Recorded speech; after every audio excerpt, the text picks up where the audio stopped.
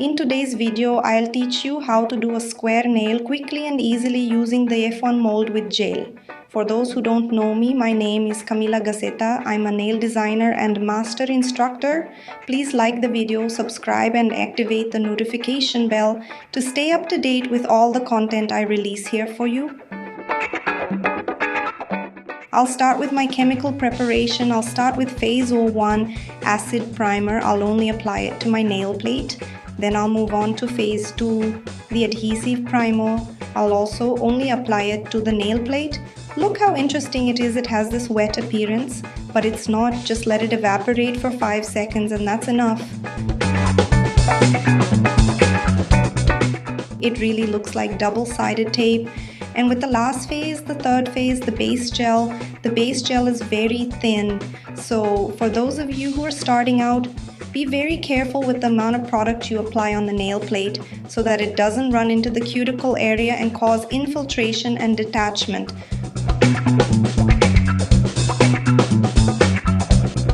So pay attention to the details, okay? I cure it in the lamp for 2 minutes. That's enough for the base to dry. Let's talk about square nails. When your client asks you for a square nail, take advantage of the fact that there are already square and symmetrical molds on the market.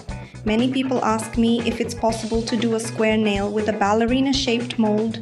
Pay close attention. The ballerina shape is very tapered. So it's not a good idea to do a square nail with this mold unless you're doing a small nail. Notice that the side walls will already have the correct symmetry, but for square nails it's ideal to use a square mold, okay? So I'm going to do the marking. I'm going to use my pen that I always show you here to make it easier to see how far I'm going to take the product to save even more.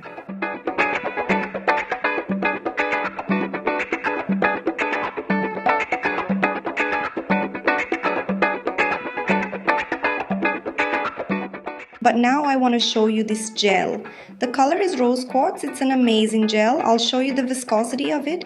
But first look at the color of this gel. Let me know in the comments if you work with natural nails at your table. I want to get to know you better.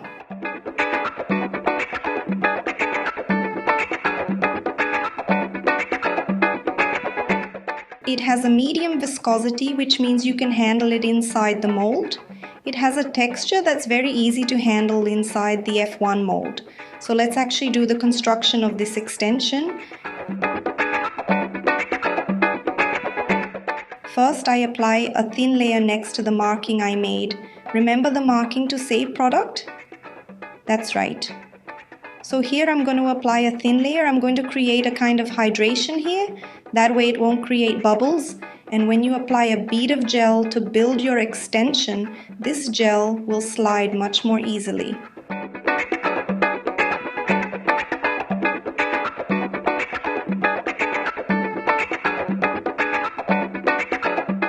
So do it the way I'm telling you and it will work. Okay, so here I'm going to do it on the whole of my extension.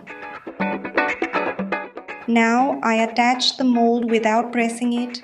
When you learn how to do the correct measurement, there's no need to press the mold. So here I'm going to cure only the cuticle area to harden the gel and fix the mold on the nail. And I'm going to do the same thing underneath.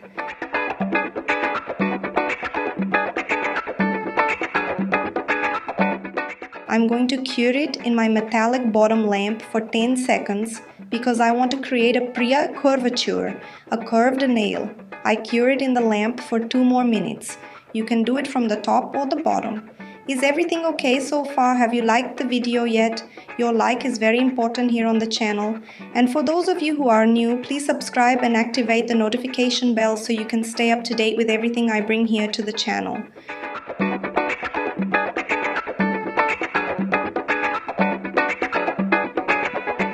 And look at this, people. How beautiful this naturalness is. And look at what the mold gives you. A totally structured extension, a totally aligned extension, and an extension that delivers a shape already 90% ready. Here the sanding on the F1 mold is only 10%.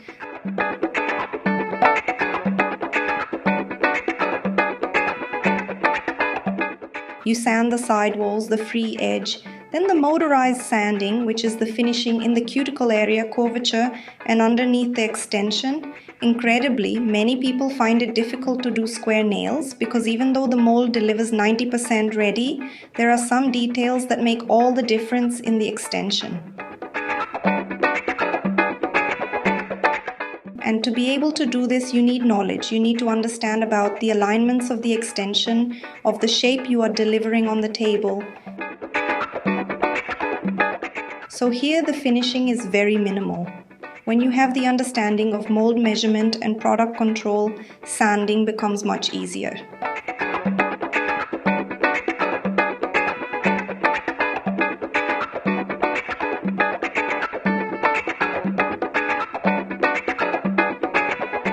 There you go, nail filed and polished. Look at the structure of this extension. Notice that the walls are well aligned. So now let's remove all the dust residue.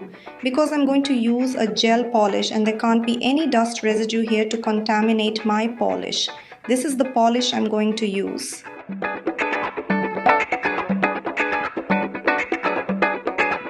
It's a polish that looks a lot like butterfly wing powder, but I'll show you the real color of it in the flash. But first you have to learn how to do this waterfall. I'm using this polish, it has a glitter pigment, it's very thin. So here I'm going to create a French tip, and with a thin brush I come here and spread it a little bit to the middle of the nail.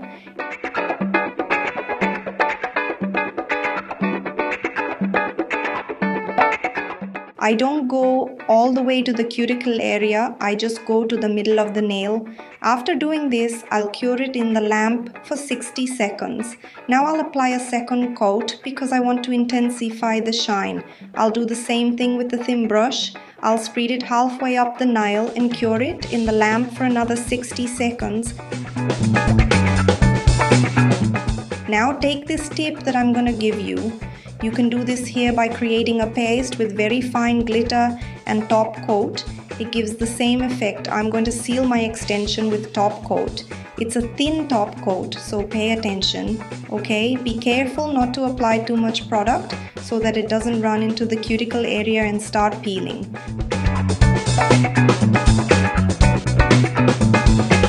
I'm going to seal it on top and underneath the extension as well. I'll cure it in the lamp for 2 minutes.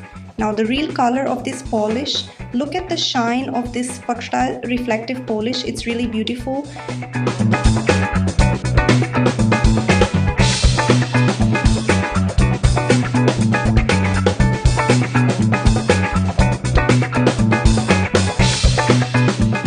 I really hope you enjoyed the video. Do you have any questions? Leave them here for me in the comments. I really hope you enjoyed this content. See you next video.